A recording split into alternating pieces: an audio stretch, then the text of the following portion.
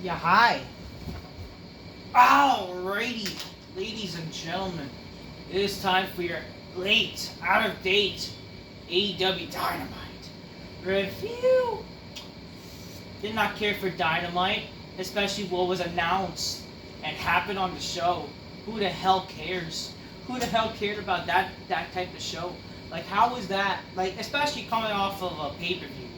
Like, that's the show you do. It's very lame.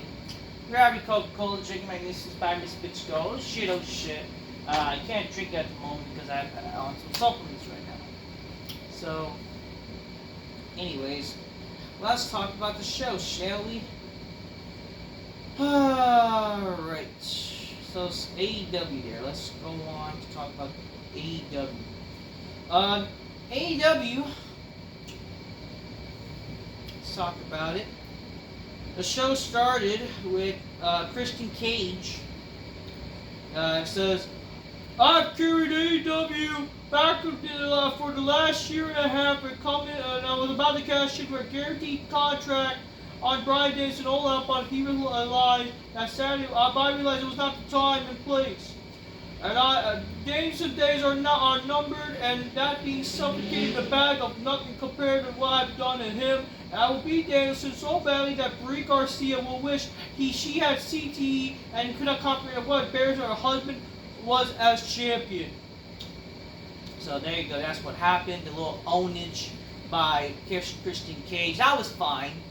It sucks that like Christian Cage has not really been on AEW Dynamite. No one cares about Collision. I think he was on Collision when no one really cared or remembered he. That's the thing.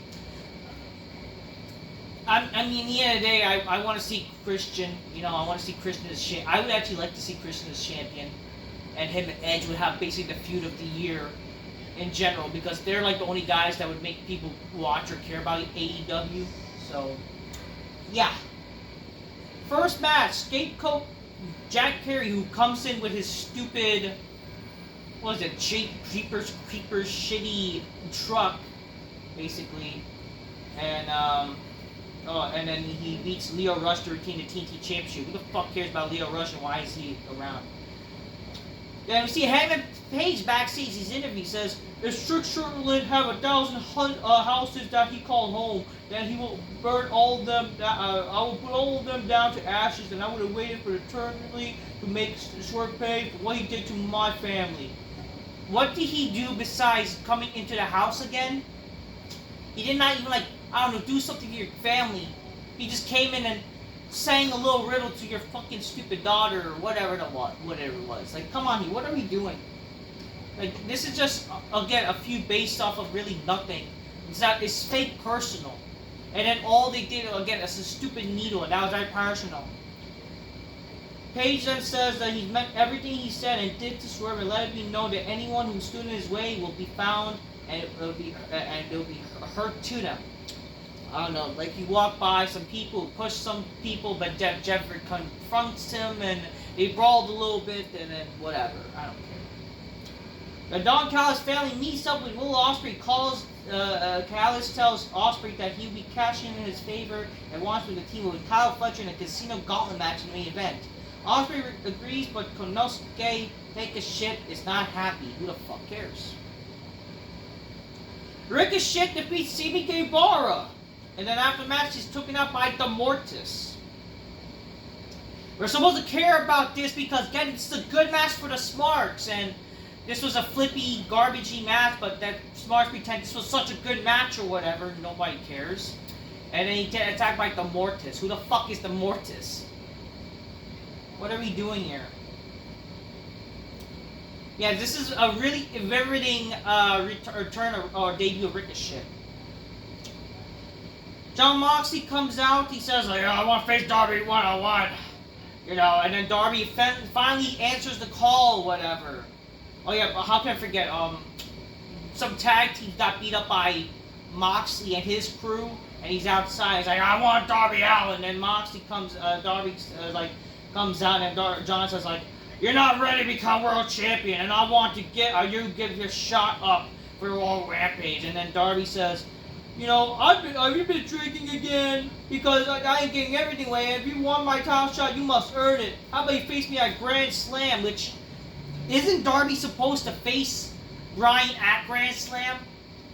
Like, that's like saying, that's so stupid. Like, that's like saying, that, the winner of the Royal Rumble does not fight for the title he wants at WrestleMania. Instead, he's gonna defend his shot at WrestleMania, and he's gonna face the person at, like, SummerSlam or some other stupid event.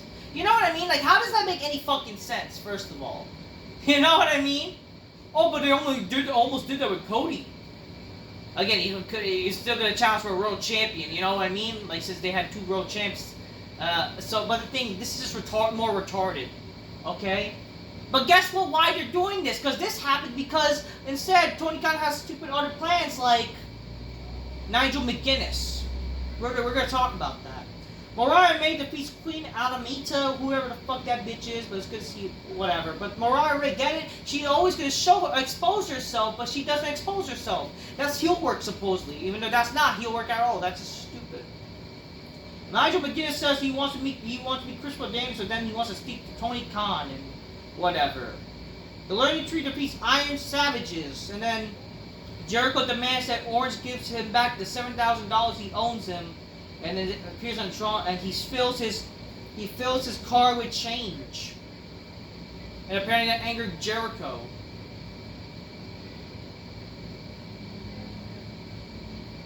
At least he paid him. Like, I don't know. Or earlier said, like, I want my $7,000 back, Orange. Again, they're basing off their feud over stupid shit, and basically, instead of, damaging the car, they just fill it with cash. Like, this is supposed to be, like, something to make the guy angry, and I don't know, and why is Jericho angry about this? I don't care. Nigel McGuinness comes to the ring and says that I spoke to Tony Khan and he chose and I have a contract. For years, I've been watching Bryan Danielson achieve his dream and have to sit in the sidelines not watching anymore. And now, I'm gonna face Bryan at Grand Slam. Like, what? Like, really? You just give away, again, the title match, right? The title match that Darby earned to be at Grand Slam. And we're just gonna push that away just so we can have a shitty, smarky match for a dream match, even though it's not a dream match in any fucking world, with Nigel McGuinness and Bryan Danielson. Who the fuck cares about Nigel McGuinness? Who the fuck cares about this shit? When I remember Nigel McGuinness, again, he was just some fucking random guy who feuded with Kurt Angle TNA as Desmond Wolfe. Why should we care about Nigel McGuinness as this shitty wrestler who was a commentator for most of this time and he had amounted nothing? It's not like this guy has some great talent besides Mark Satellite. Like this guy was a great talent from ROH or bullshit. Who the fuck cares about ROH and all this shit? What are we doing here? God, like, Grand Slam. You wonder why you're not selling out shows? Yeah, that's gonna bring some butts in the seats. 2 indie midgets fucking fighting for the sake of ROH. Okada celebrates his Continental win at All Out, and Don Gallows take a shit interrupt. Gallows tells Okada that he won the match, but not able to pin Take a Shit. Okada says that Take a Shit will be a champion one day, but not the Intercontinental champ or whatever the fuck. And oh wow, great, the luchadors or whatever, hide your fucking Asians, or hide your cats and dogs. The Asians are gonna fight on fucking Dynamite. God, you want to talk about Trump? Yeah, like, when Trump said about, like, cats and dogs, that's what the Asians are going to do? Holy shit. And this is our main event, ladies and gentlemen. Will Ospreay, Kyle Fletcher won a Casino Gauntlet match to earn a tag team title shot against Matt and Mick Jackson and Grand Slam. And, again, this is just a jobber garbage. Like, this is some jobber garbage, fucking... What is this shit? Like, who the fuck cares? It's literally some jobber garbage gauntlet tag teams, and who the fuck cares, and how is this intriguing? I don't fucking know. Oh yeah, before the show actually started, Moxley explained why he turned on Bryan. He says, like, Bryan doesn't have the stomach for this, but he's no villain or hero. I'm the true king of these lands. And I said that approach diplomacy has failed, and you chose war. Like, I don't get this shit. It makes no sense. Okay? It is I just want the title. I'm crazy. I'm crazy. I'm a nut. I'm retarded. That's basically why he attacked it too. Again, the show ends with jobber shit, with jobber Gauntlet tag team bullshit. I thought, again, was it take a shit or something happened to him, I guess, and that's why he hit Will Ospreay's butt buddy Kyle Fletcher, his little twink. They all can kiss each other's chest and whatever. They're definitely when they win the tag titles, they're gonna have a gay sex celebration on Dynamite. That's for damn sure. And all the men's like, yeah, man, that's what I'm talking about. And all the actual straight men is like, what the fuck is this? And they're gonna stop watching. I guarantee you that's why a lot of people stop watching, because all the gay shit that happened in Dynamite over the years. Alright, that's Dynamite. Just a wasteful show, especially after this all-out crap. What a waste. Until next time, peace. Yeah, bye. Fuck this show, okay?